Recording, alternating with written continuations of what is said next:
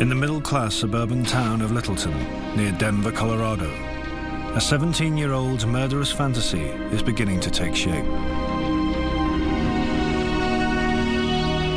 He and a friend, known as Vodka, or V, intend to commit an act so violent that it will secure their place in history. Sometime in April next year, me and V will get revenge and kick natural selection up a few notches. If we've learned the art of making time bombs, we'll set hundreds of them around roads, bridges, buildings, and gas stations. Anything that will cause damage and chaos. It'll be like the LA riots, the Oklahoma bombing, World War II, Vietnam, Duke, and Doom all mixed together. I want to leave a lasting impression on the world. 1 year later, on April the 20th, 1999, Eric Harris and another Columbine student, Dylan Klebold, committed the worst high school massacre in American history. They killed 12 students and 1 teacher, injured 23 others, and then turned the guns on themselves. This film records events as they unfolded on that Tuesday morning, during the critical hour between 11:08 a.m. and 12:08 p.m. For years, the horror of the massacre has defied explanation. But recently, new information has been released about the attack and the events leading up to it. From these terrible details, it's possible to reconstruct a fuller picture of Columbine and the freakish whirlwind of circumstances that ended with 2 teenagers committing mass murder.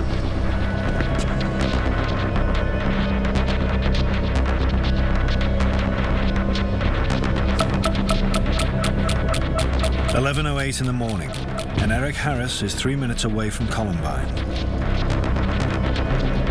MBK came quick. Everything I see and hear, I relate to MBK somehow. Feels like a goddamn movie sometimes. MBK is Eric and Dylan's code name for the coming massacre. It stands for Natural Born Killers, a movie they both admire.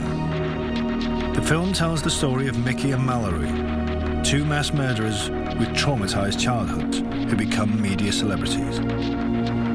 For Eric and Dylan, the movie seems to represent a kind of redemption, that they, like the fictional characters, are ultimately superior. I know we're gonna have followers because we're so fucking godlike. I mean, we're not exactly human. We have human bodies, but we've evolved one step above you fucking human shit. I mean, we actually have fucking self-awareness. A key element in Eric and Dylan's sense of alienation comes from their school. I hate you people for leaving me out of so many fun things. And no, fucking don't say, well, that's your fault, because it isn't. You people had my phone number, and I asked and all. But no, don't let the weird Eric kid come along. Oh, fucking no. In Columbine High School's unspoken hierarchy, Eric and Dylan see themselves at the bottom of the pile. The weird kids who hang out with the other outcasts. At the very top are the jocks, a group with their own rules of conduct and their own dress code, which includes white baseball caps. Jocks are not necessarily athletes.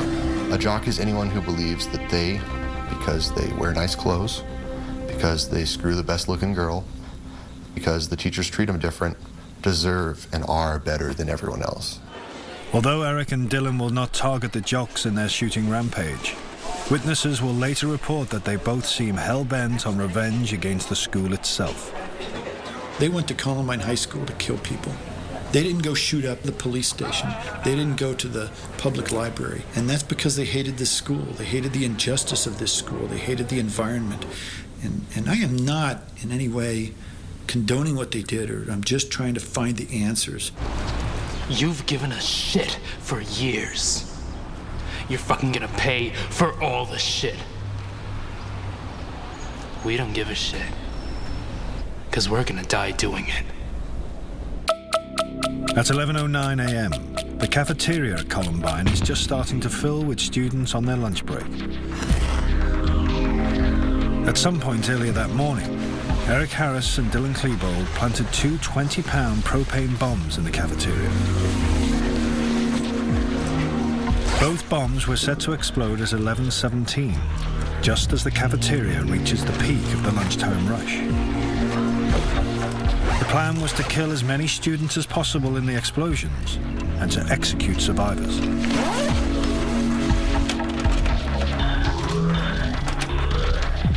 The bomb planting was not caught on the cafeteria surveillance cameras, possibly because of a tape change. That morning, I believe it was third hour philosophy class. I know it was philosophy class. We had a big test on Chinese philosophy. And Eric was always type A about his grades. He wouldn't ditch class if there was a test or an assignment due. So it really struck me that Eric wouldn't show up that day. When we got to fourth hour that day, though, he still wasn't in class. And even I only ditched one class in a row, usually. And Dylan wasn't there either.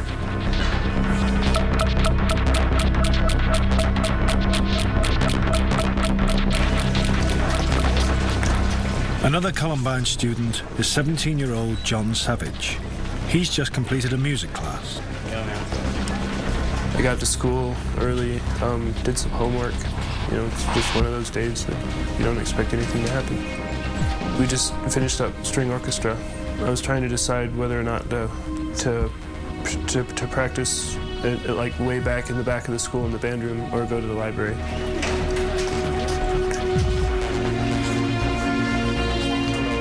Among the teachers on duty is Dave Sanders. He's a popular sports coach in the school because of his ability to get the best out of the least likely athletes. Patty Nielsen is a 35-year-old teacher working part-time at the school.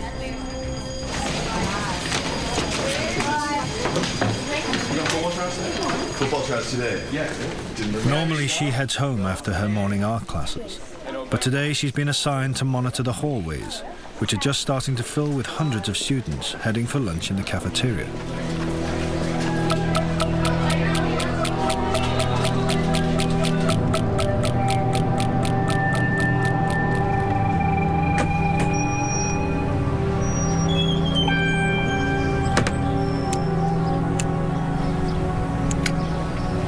After creative writing, every day, I'd go out for my smoke. And so I took my same route I do every day. Out for a smoke, walk around. Except this day I saw Eric pull in.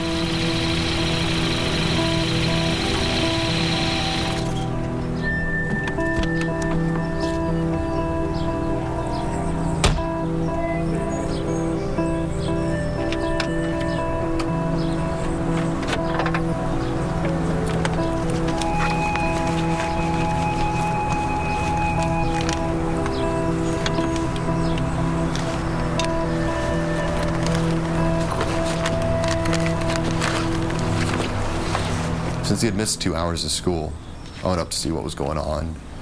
And I called him a few names, and he laughed, called me a few names back, and we had this little interchange where I was cussing him out, basically. Which is really weird that he didn't shoot me for that. But I cussed him out. Eric filmed here, and Brooks have had a tempestuous history. A year earlier, Brooks found his name on Eric's website. Eric was threatening to kill him. There was information on there that Eric was building pipe bombs, detonating pipe bombs, and said that essentially he wanted to kill Brooks Brown. Brooks's parents reported Eric's threat to the police. This was not the first time Eric's name had been brought to the attention of the police in the 2 years before the shootings. But they were unable to access Eric's website and mislaid paperwork related to the complaint. If they'd acted on these claims, Eric would have been in jail. It's very simple. And Columbine never should have happened. In the meantime, Brooks Brown had made his own peace with Eric. It probably saved his life. What the hell is wrong with you, man? You weren't in third hour. You missed the test. It doesn't matter anymore. Then he looked at me. I said, dude, you missed the huge test. He said it didn't matter anymore. And then he looked at me and he said, Brooks, I like you now. Get out of here, go home. Go home.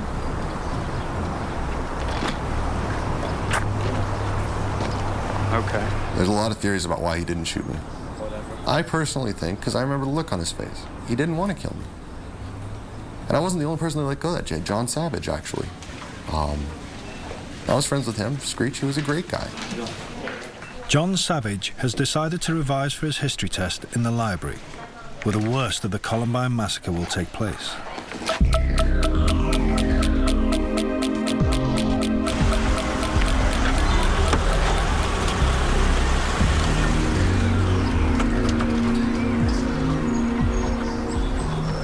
Eric and Dylan have arrived with a huge arsenal of weapons. After the attack, the police would count 2 sawn-off shotguns, 2 9mm guns, and 99 bombs, including the 2 20-pound propane bombs in the cafeteria and booby trap bombs in each of their cars. They have spent a year gathering these weapons, a year planning a massacre intended to wipe the school off the map.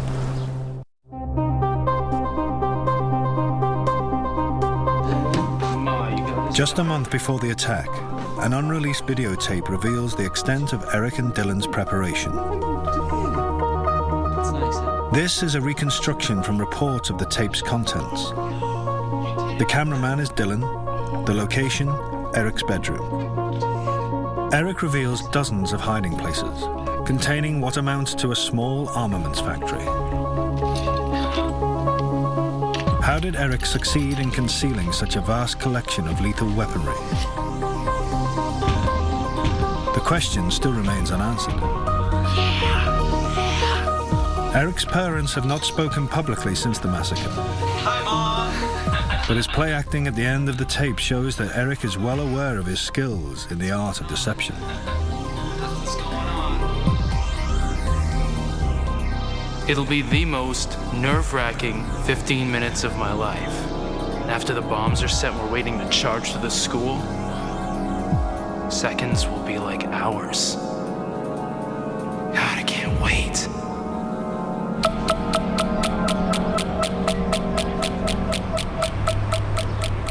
In a far corner of a school parking lot, Neil Gardner is taking a quick lunch with Andy Marton, a Columbine security guard. Gardner is a local police officer with special responsibility for the school's students and teachers. In the past, he's seen Dylan Klebold around the school, but he doesn't know Eric Harris. And he does not appear to know that Eric and Dylan have already been in trouble with the police and the courts.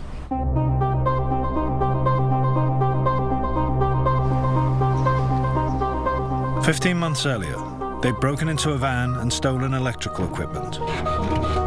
They were later arrested on felony charges of criminal trespass and theft. At their court hearing, both were ordered to undergo courses designed to steer juveniles away from crime.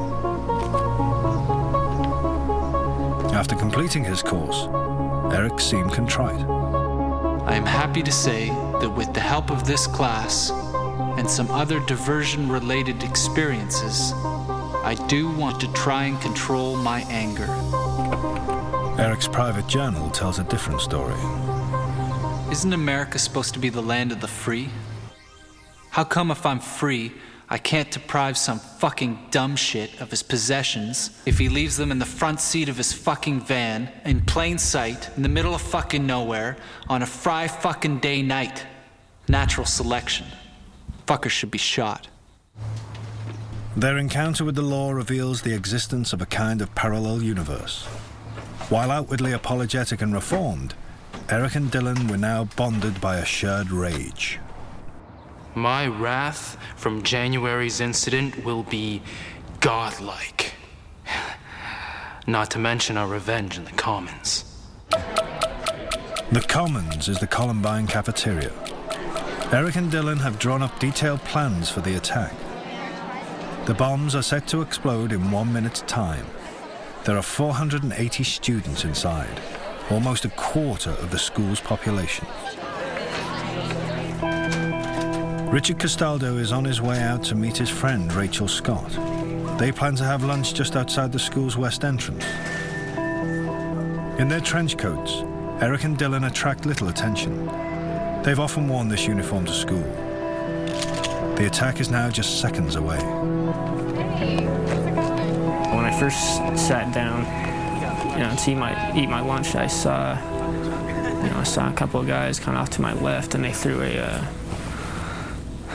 some, I didn't know what it was at the time, but it was a pipe bomb. And I remember it went off and it didn't really do anything. And I thought, at first I just kind of thought they were, screwing around. Because, it was, I guess, like a senior prank or something, because school was about to end.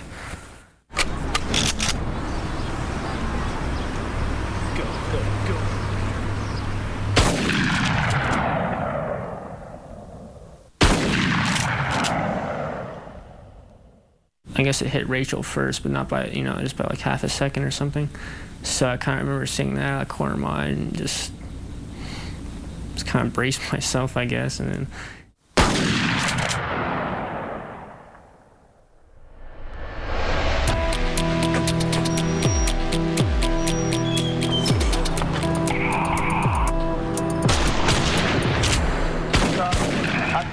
I saw him throw a couple grenades on the roof and they exploded, and then I saw him shooting guns down towards the parking lot. Inside the school, no one's sure what's going on. Some think it's just a prank by senior students. Dave Sanders realizes it might be much more serious. Neil, I need you in the lunchroom urgently. Neil Gardner receives a panicked radio message from inside the school, but he thinks at first that it might be no more than an accident on the school grounds.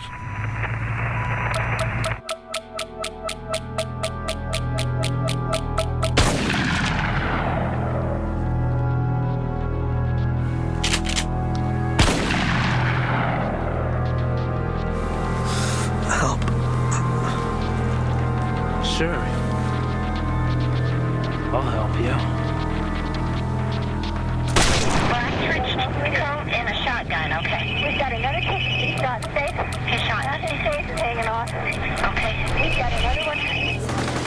All right, everyone, we think there's someone shooting outside. I want you quiet. I want you to all make your way outside this way only.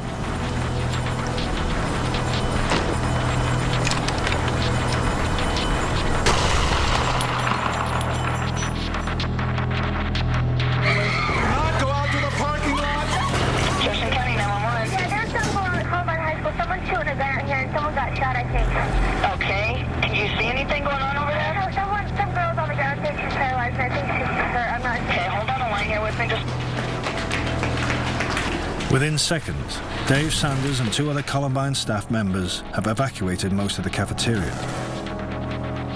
Eric and Dylan's bombs are now due to explode, but fail to detonate. Dave Sanders now embarks on a determined attempt to secure as much of the school as possible. Quiet, quiet, quiet, quiet. Even if they come in, stay very still, okay? He will spend the next 2 minutes running through the hallways and classrooms, doing all he can to make sure students have some form of protection. In a science lab on the upper floor of the school, 17-year-old Aaron Hansey is completing a homework project.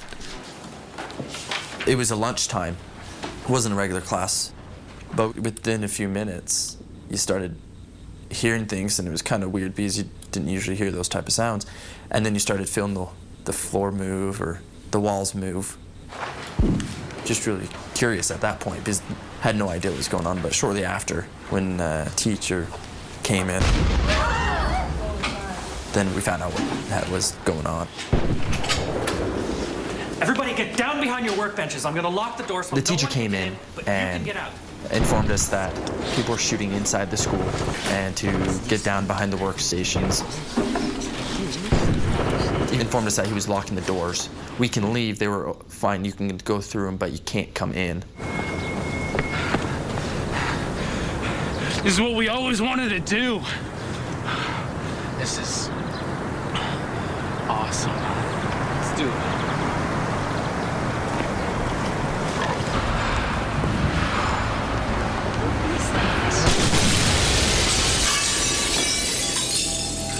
An emergency? Yes, we do. Okay, you have Columbine High School? Yes. Okay, we got it. We have automatic weapons, okay? Yeah. All right. You guys send lots and lots of paramedics. Neil Gardner is the first police officer on the scene. Andy, get there.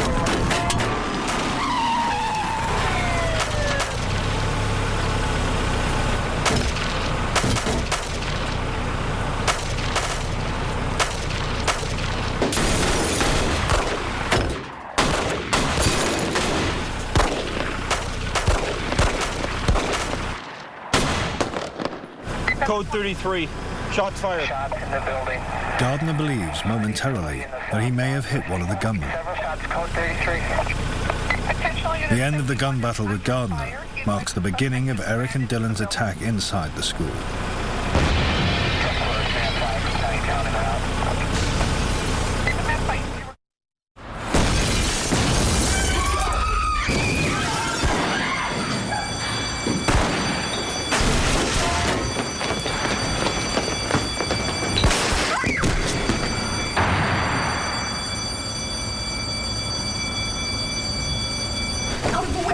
Well, the first thing that I really remember was when a lady came running into the library and she said, "Everybody get under the tables, there's a kid out there with a gun." You know, that was my first, like, oh man, something's going down. Get down! Everybody get down! Get under the tables! I think everyone was just kind of too shocked to actually do anything. You know, they were still trying to figure out, and then, like, she said it a second time, like, get under the tables. And then people started to respond.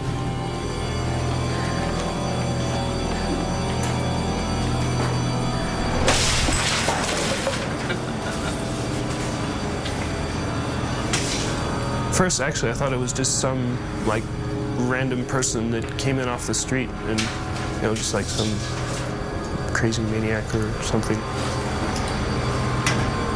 It didn't even, like, click at that time that it could have been a student, because, you know, I didn't think anyone at Columbine would, like, start shooting people.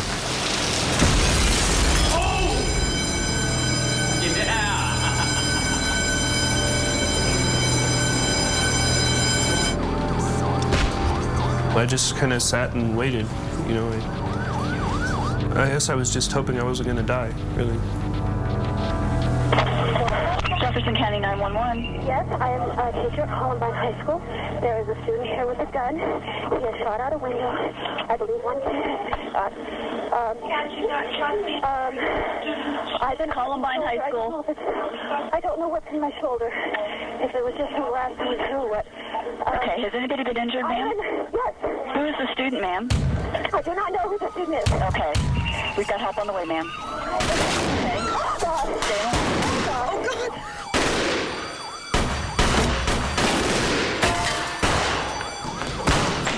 Make sure the science labs are locked. Dave Sanders is still trying to clear the hallways. 5 more police units are nearing the school.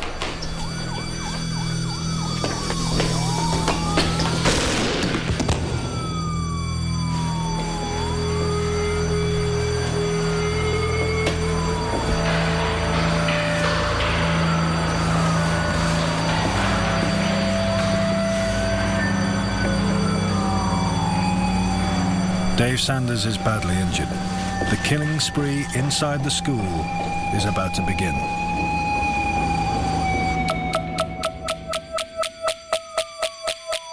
Columbine student Aaron Hansey is still hiding in a science room when one of his teachers returns, trying to find anyone who knows first aid.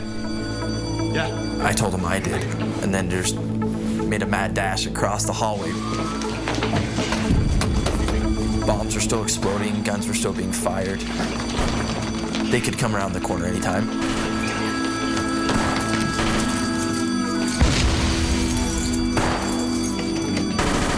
Dave Sanders has crawled out of the hallway and collapsed in a nearby science room. He's in desperate need of medical attention.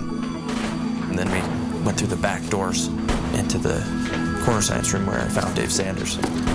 Mr. Sanders, it's okay. We're here to help you. It's Aaron. The paramedics are on their way. When I first got to Dave, he was conscious, fully aware of what was going on. So when we got to him, he was on his stomach. I thought he had been shot with a shotgun or something, and just in the chest at close range or something like that. We're gonna push you a little bit on your back here. 1, 2. Aaron quickly discovers that Dave Sanders has an entry wound in each shoulder. Yes? When I looked over the situation, yeah, he'd been shot, and that's no small cookie, but he was conscious and he was very aware of his surroundings. He's doing great. You're doing great, Mr. Sanders. Teacher Teresa Miller tries calling 911, but the lines are constantly busy. Help is on the way, don't worry. I thought we were going to be able to take him out, and that he could get fixed, get operated on if needs be, and recover. By now, there are 6 police units outside the school. Some are tending to frightened and injured students around the parking lots. Others are securing a perimeter.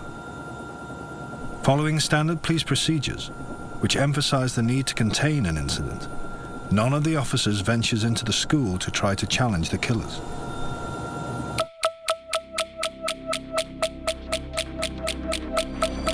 I'm not sure.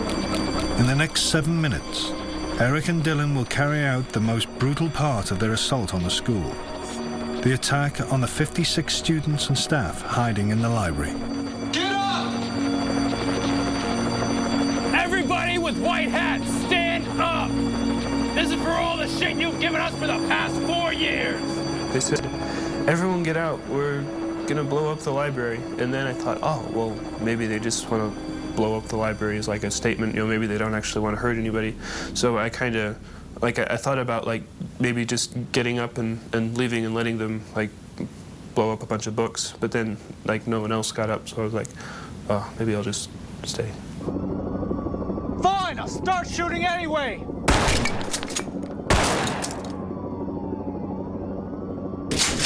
My God. Okay, stay with me, ma'am. You're doing great. You are doing great, okay? Now they said he's gone to the library. He's in the building. Okay? After they walked about halfway through into the library was when they came into my view. Then I could see that it was actually people that I knew, students.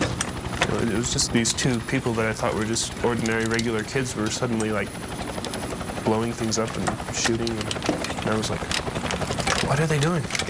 Let's go kill some cops.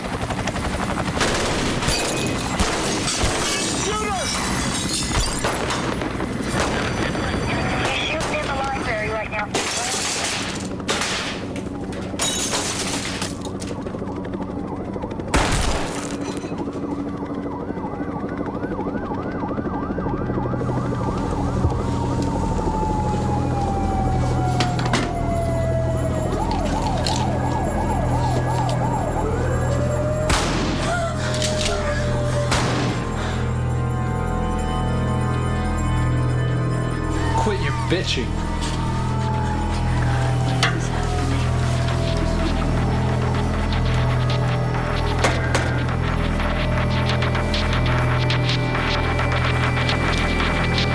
Peekaboo.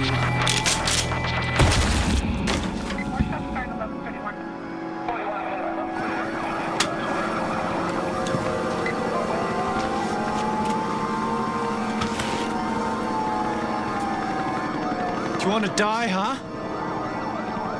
Well, we're all gonna die. We're gonna blow up the school anyway.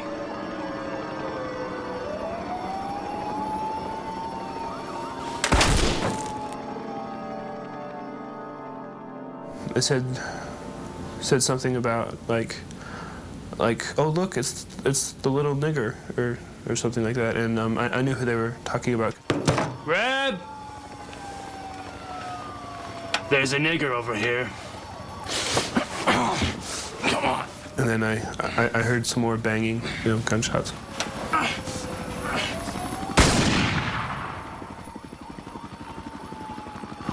can't believe I just did that. Cool. I kind of assumed that they'd shot him, but, like, you know, I couldn't see, so I was, I guess, kind of hoping for the best.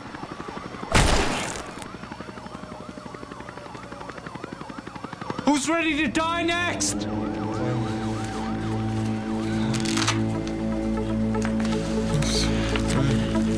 Aaron Hansey is now struggling to keep Dave Sanders conscious. With the help of a teacher and another student, as well as his father who's phoning in first aid advice from home, Aaron uses family pictures from Dave Sanders' wallet to keep him talking. I think it really did help him with the pictures because we could get away from how are you feeling, where does it hurt, get away from the pessimistic side of things and try to be optimistic and to see the things he did love.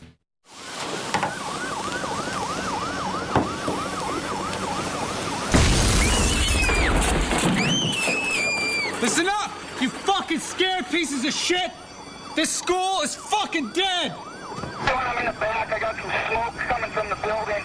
I'm over here with the SC unit. Hey, copy smoke from the building. 1131.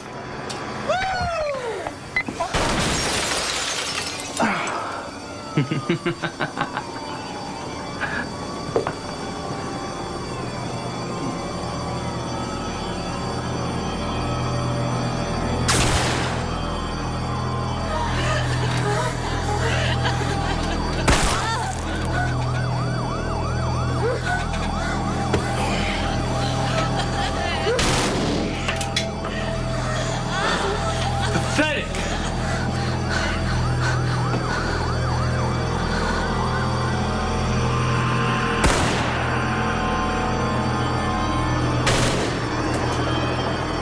The phone line left open by Patty Nielsen records the sound of the killings in the library. Okay. During the shooting, you can hear Dylan saying all kinds of things to people before he kills them that Eric doesn't. I mean, there's a very distinct difference between how the two handled the shooting that day. You know, it's incredibly difficult to listen to, even if you don't know the people they're killing and who's killing them. I could like see his boots coming towards me through the rows of bookshelves, and I was like, wow, this is it, you know? And I was like, man, this, like, I could die here. It was pretty shocking, I guess. Who's under there? Identify yourself. I said, it's John, because, I kind of knew him a little, and I was hoping he'd, like, remember that I wasn't a jock, and that I'd, tried to treat him with respect and stuff. John Savage? Yeah. Hey, Dylan. What are you doing? Just killing people. Oh. It was just creepy. And then so I looked up at him and I said, are you going to kill me? And he said, what? Again, because the fire alarms and everything. So I asked louder, are you going to kill me? Are you gonna kill me? No, man, just get out of here. Just run. Run. Run!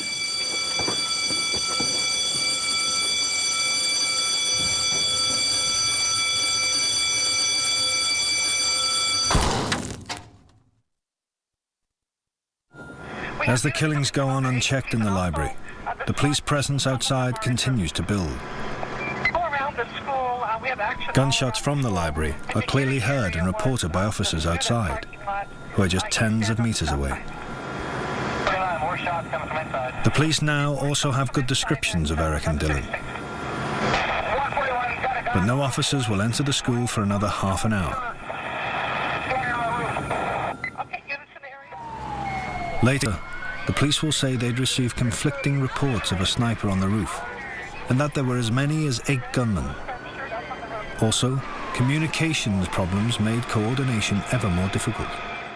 And one of the things the police don't want you to know about that day is that on April 20th, while the executions are taking place, while these innocent children are being murdered in the library, the outside library door is propped open, and the policemen that are standing by their cars on the lawn outside are listening to these children be murdered, and they listen and they listen, and they never rescue them, and they let them be murdered. And no matter what they say, that's not acceptable. And when they talk about how they saved many kids that day, that's not true. Those kids saved themselves that came out of that school. They saved themselves. I was actually scared that they might change their minds, so I ran as fast as I could in case they decided to turn around and shoot me in the back.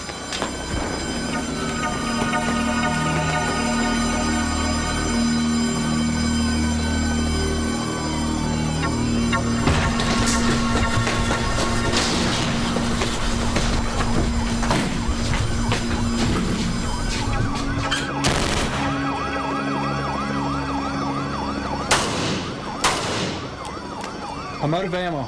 Maybe we should start knifing people. That'd be more fun.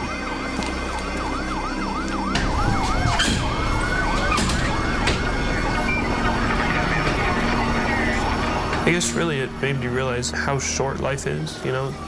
When you're young, it seems like it's gonna like go on forever and you got plenty of time. You don't have forever. The 7-minute killing spree in the library comes to a sudden end just before 11:36. Evan Todd. Even though Dylan now confronts one of the school's athletes, the injured Evan Todd, he threatens and abuses, but doesn't kill. Do you want to go to the Commons? I have one more thing to do. He now seems reduced to a gesture of repressed rage.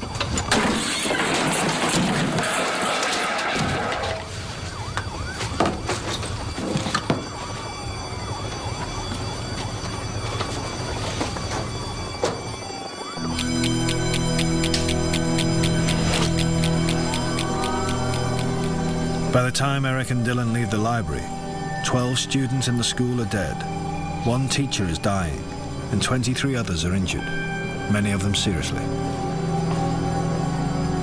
There's been no pattern to the attack. Not one of their victims has been singled out because he or she is a figure of hate.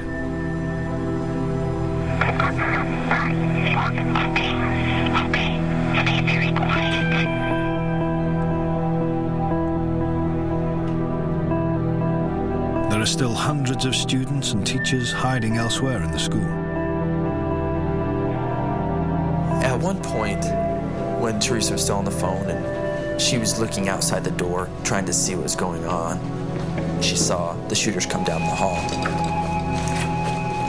They reloaded their firearms right there in front of our classroom. Door had a window in it, and so they could look right in. I remember just jumping away. It was that was probably one of the most scariest points of the whole ordeal, just because they were right there. I heard from him, but I'm not. Is he still conscious?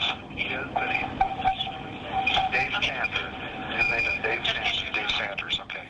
I found out the next morning that Dave had died.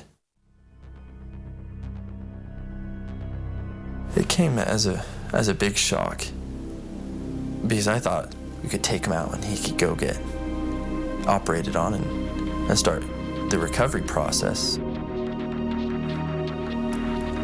I guess it broke my heart to think that he did die, because I tried my best.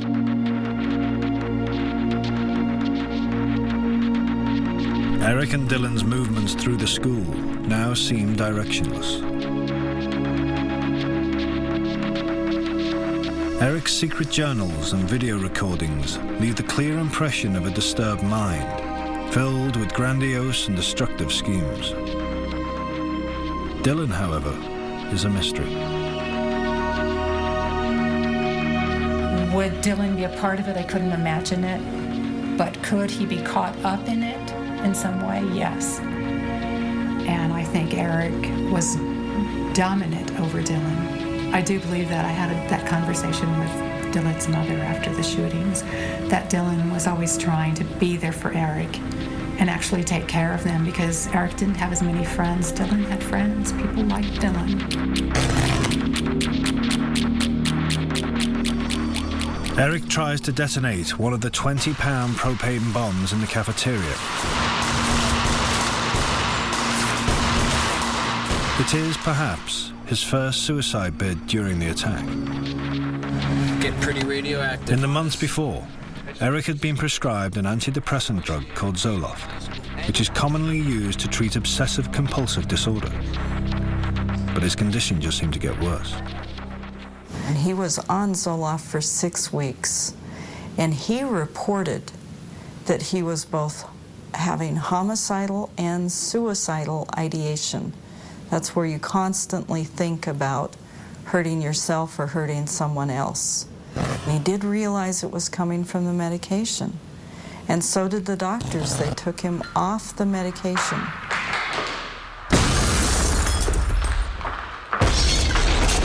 But all he got in exchange was a different brand name.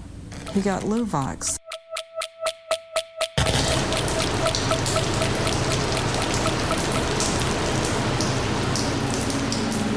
At Eric Harris's autopsy, Therapeutic quantities of Luvox were discovered in his bloodstream.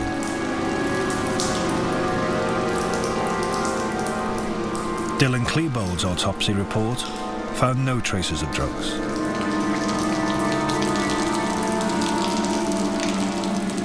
Was Eric's medication one further element in the Columbine tragedy? Or was it an underlying psychiatric condition that the drugs were supposed to treat? One thing is certain. When Eric's father heard of the shooting, he immediately thought it could be his son. County 911. My son is Eric here, and I'm afraid that he might be involved in the shooting at Columbine High School. It involves how? He's a member of what they're calling the Trench Coat Mafia. Okay. Have you spoke with your son today, Mr. Harris? Oh, I haven't. In the 3 years before Columbine, there had been 10 incidents of American teenagers carrying out gun attacks on their school. In none of these did more than 5 people die. But Eric and Dylan set out to kill hundreds. Every aspect of their lives has been examined in the search for a single cause that explains how they could carry out a massacre with such premeditation and cold ruthlessness. But perhaps the answer is that there is no single cause. That Eric and Dylan were created by a kind of perfect storm of circumstances that gave them the means and the opportunity to carry out an outrageous act of teenage terrorism. And this was compounded by omissions and oversights by police, parents, doctors, and the school. The perfect storm theory for no one stopping them works exquisitely. There were a million times someone could have stepped in. There were hundreds and hundreds of times the police themselves legally could have stopped them, could have searched, could have stopped them, could have gone and talked to the parents. There were times the parents could have stepped in and said, hey, I'm searching your room. Oh, look, 25 pipe bombs. Gee, something's wrong with you. There were a million times it could have been stopped. As midday approaches, Eric and Dylan make their final journey back towards the library. A 6-man police SWAT team is about to enter the school, but from an entrance at the far end of the building. The police will sweep through the school, room by room, and will reach the library, last of all, almost 3.5 hours later. Since Columbine, the local police have reviewed their tactics on what they call imminent threats. Officers responding to shooting incidents are now trained to intervene early.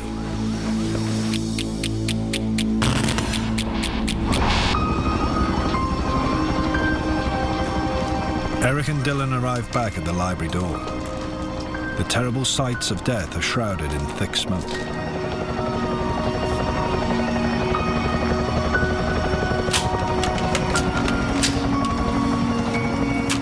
They will make one last, near-suicidal gesture before ending their lives just a few meters from many of their victims.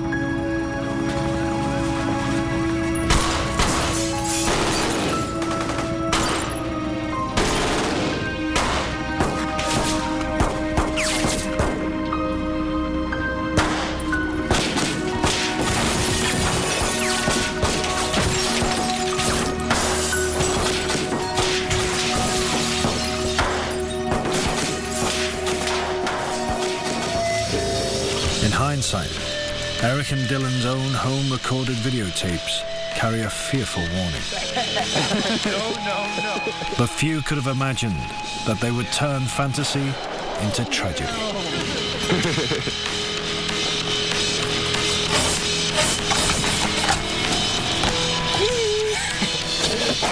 No, you goddamn piece of punk-ass shit!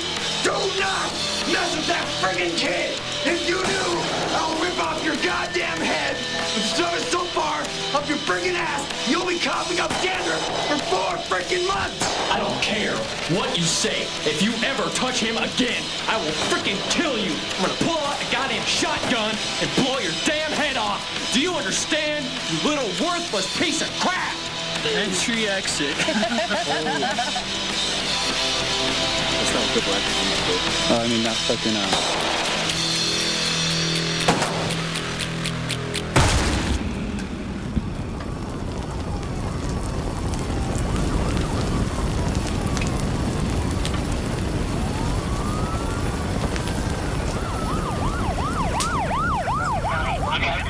I spoke to Brooke Brown, who's a student. Okay. He's given me good suspect information. I think this is the guy. Okay, what do you got for name? Okay, last name is Harris. Yeah, we got it. I've heard him talk about it once before. I know him. I thought they were my friends. Okay. One of them, his name's Dylan Clayball. We got him. Please don't last name. Okay, how is Mr. Sanders doing? How's Mr. Sanders doing now?